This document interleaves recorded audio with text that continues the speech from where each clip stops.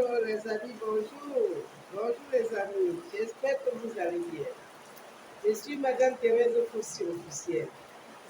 Je voudrais remercier sincèrement ceux qui partagent mes vidéos et qui écoutent mes vidéos et qui les mettent en pratique. Merci beaucoup. Je voudrais vous dire de suivre cette vidéo jusqu'à la fin. C'est une vidéo qui va parler d'un cas général.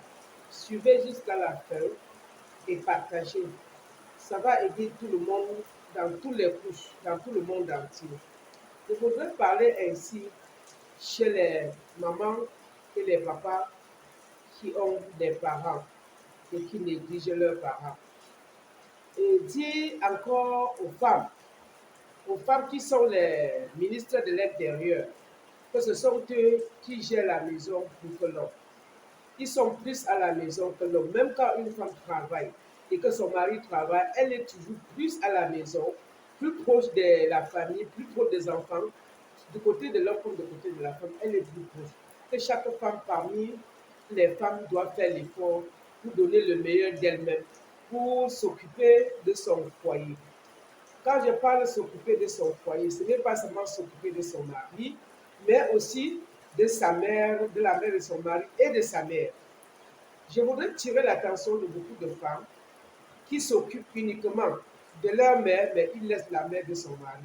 Que c'est une erreur grave. Et ce que vous êtes en train de faire sur votre belle-mère, votre enfant voit, vos enfants voient, et c'est ce que vos enfants vont pratiquer sur vous. Tout ce que nous on fait ici-bas, on va toujours reporter.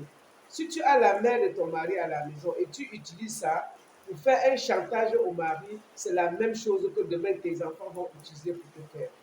Je vais dire aux femmes qui disent aux enfants de ne pas avoir le temps de la belle-mère, de regarder la belle-mère comme les chenilles et regarder sa mère comme quelque chose, qu'ils sachent que demain, ces enfants que tu leur parles vont se marier. Il aura une femme, il aura une belle-mère. Et il va maintenant poser la question, qu'est-ce que ma mère m'avait dit? Ma mère m'avait dit de négliger la mère de mon père. Aujourd'hui, moi aussi, je suis déjà mariée. J'ai ma femme et j'ai sa mère, j'ai ma mère. Je dois donc faire comment? C'est toi, la mère, maintenant, qui disait à ton fils de négliger la mère de ton mari qui va te poser la question à l'heure là parce que toi-même, tu seras malade. Tu ne saurais plus quoi dire parce que tu ne peux que raconter des mensonges. Je voudrais rappeler à tous ceux qui se moquent des vieillards que chacun de nous va vieillir. Chacun va vieillir. À ce que même la nourriture que tu mangeais ne doit plus te plaire. Même les belles voitures que tu roulais dedans ne doivent plus te plaire. Tu vas regarder les voitures sur la cour comme ça, tu vas dire que yesh, c'est toujours noir. Tu vas voir comment ta vie est en train de fondre. Ça veut dire que quoi? Chacun de nous doit prendre soin des vieillards. Un vieillard, ce n'est pas le vieillard de quelqu'un, c'est notre vieillard. Si vous êtes les enfants d'une même mère, occupez de votre mère. Si vous êtes d'un même père, occupez de votre père. Occupez des vieillards, parce que le vieillard est sacré. Celui qui s'occupe de vieillard reçoit la bénédiction. Il y a beaucoup parmi nous qui disent que non, vraiment, je ne peux pas supporter le vieillard. Vraiment, je ne sais pas si toi-même tu vas vieillir ou pas. Mettez dans la tête, pour une fois, que tu dois t'occuper de ton père, de ta mère, avant que demain, ton enfant s'occupe de toi. Si ton enfant ne fait rien pour toi, ça veut dire tout simplement qu'il n'a pas vu comment tu faisais pour ta mère. Maintenant, quand tu n'as rien fait pour ta mère, tes enfants ont vu. Et ils ont compris qu'ils ne peuvent aussi rien faire pour toi. C'est pour ça que mes chers amis, mes chers papas, mes chers frères, mes chères sœurs, et même les chères femmes surtout, occupez-vous des vieillards qui se retrouvent dans votre toit. Donne-les ce que vous pouvez donner. Si vous mangez que la banane malancée, donne sa part. Si c'est n'importe quoi de ça, ne vous cachez pas pour manger, pour éviter qu'ils ne voient pas comment vous mangez bien. Vous mangez bien. Et en même temps, quand vous avez les vieillards à la maison et que le vieillard est de côté de l'homme, je voudrais tirer l'attention de toutes les femmes, en général comme moi, que lorsque vous avez votre belle-mère à la maison et que la famille de votre mari vient donner un œuf, je dis un œuf, signalez toujours à votre mari. Parce que c'est un djangui. Soit c'est pour garder, soit c'est pour rembourser. Le djangui, c'est quelque chose qu'on rembourse par d'autres formes.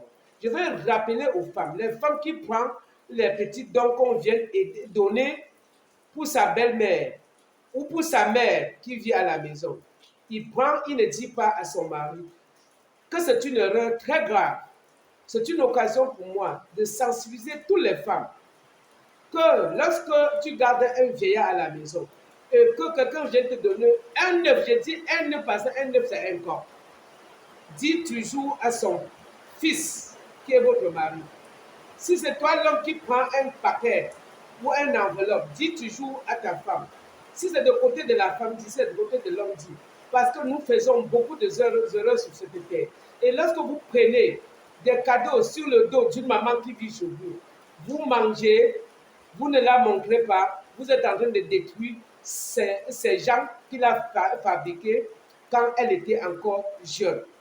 Quand les mamans étaient aussi jeunes, ils ont mis leur djangui à gauche, à droite, ils ont gardé leur truc chez les gens, ils ont rendu des visites.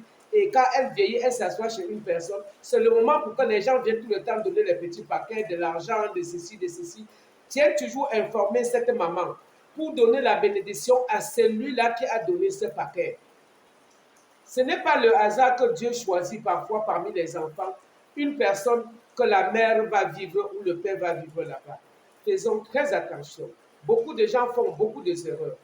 C'est une vidéo de sensibilisation. Ça sensibilise tout le monde en général. Parce qu'il y a même aussi le côté de la femme qui vient donner l'enveloppe à l'homme pour sa mère.